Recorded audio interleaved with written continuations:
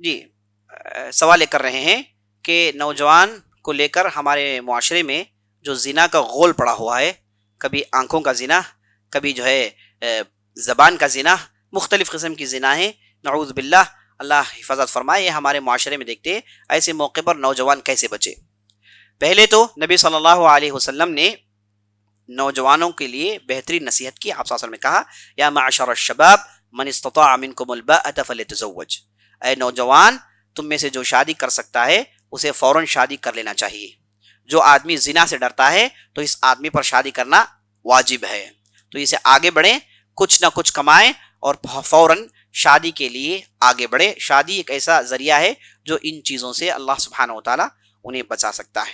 اگر کوئی آدمی یہ نہیں کر سکتا تو نبی صلی اللہ علیہ وسلم نے کہا فعلیہ الصوم، اسے چاہیے کہ روزہ رکھے، فإنہ لہ وجا، یہ جو روزہ ہے وہ اسے اس کی شہوت کو کاٹتا ہے اور اس کے جسم کو کمزور کرتا ہے اور ان برے خیالوں سے دور ہوتا ہے۔ تو نبی صلی اللہ علیہ وسلم نے شادی کا سلوشن دیا اور نمبر 2 روزے کا سلوشن دیا۔ یہ 2 سلوشنز کو انشاءاللہ آج ہمارے معاشرے میں ہمارے نوجوان استعمال کریں گے تو انشاءاللہ زنا جیسی بدترین چیزوں سے انشاءاللہ بچ کر رہیں گے۔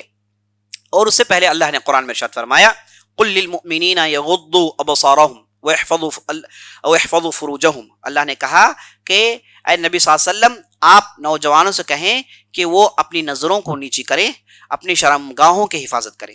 تو جب آدمی نظروں کو نیچی کرتا ہے تو وہ خود بخود برائی سے بچ جاتا ہے۔ تو یہ جو نظروں کا جو زنا ہمارے معاشرے میں عام ہو گیا ہے، اس پر آدمی کام کریں اور صرف ان چیزوں کو دیکھے جن چیزوں کو دیکھنا حلال ہے اور جن چیزوں کو دیکھنا ان کے لیے جائز ہے۔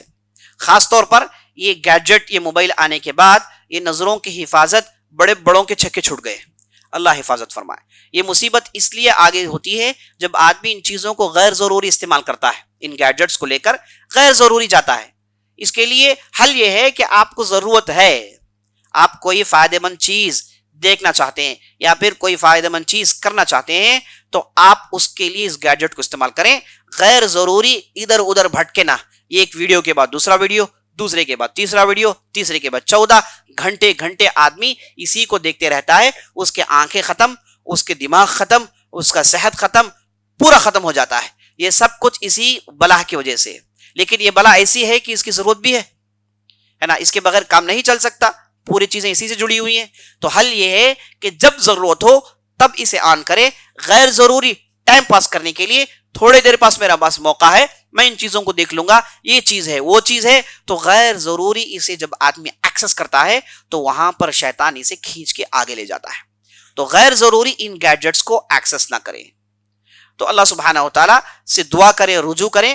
تو اور ایک زندگی بھر کی کوشش ہے، ایک مجاہدہ ہے، ایک جہاد ہے جو آپ اپنے نفس کے ساتھ لڑتے ہیں۔ تو اس جہاد کو آدمی لڑتا رہنا چاہیے، یہ نہیں کہ ایک بار آدمی بچ گیا۔ اب شیطان ایسا ہے کہ آپ نے ایک بار اپنے آپ کو بچا لیا، چھوڑ دے گا 2 بار 3 بار 4 بار 5 بار 10 بار، لیکن 11ویں بار وہ پھر حملہ کرے گا۔ تو یہ جہاد ہے، آدمی مکمل کوشش کریں، غلطی ہو تو اللہ کی طرف رجوع کریں، توبہ کریں اور ان چیزوں کے ماحول سے دور رہیں۔ اگر کوئی دوستی کا سرکل ایسے بروں کا ہے تو اسے بچے رہیں، اگر کوئی ایسا ماحول ہے تو اسے بچے رہیں۔ تو اس طریقے سے آدمی اپنے آپ کو ان برائیوں سے بچا سکتا ہے۔ اور تیسری چیز، آدمی گھر میں جب ہوتا ہے تو گھر میں بھی بعض جو حقوق ہیں اسے وہ ادا کرتا ہے، تو ان چیزوں سے وہ باہر نکل سکتا ہے۔ بعض ہوتے ہیں جنہیں حقوق ادا کرنے ہوتے ہیں لیکن وہ حقوق ادا نہیں کرتے کیونکہ ان کی خواہشات کہیں دوسری طرف گھوم رہے ہیں۔ اللہ نے جن چیزوں کو حلال بنایا ان چیزوں پر آدمی جاتا ہے تو حرام چیزوں سے بچ جاتا ہے۔ تو اللہ سبحانہ و تعالیٰ سے دعا ہے کہ اللہ سبحانہ و تعالیٰ ہمیں ان برائیوں سے بچائے۔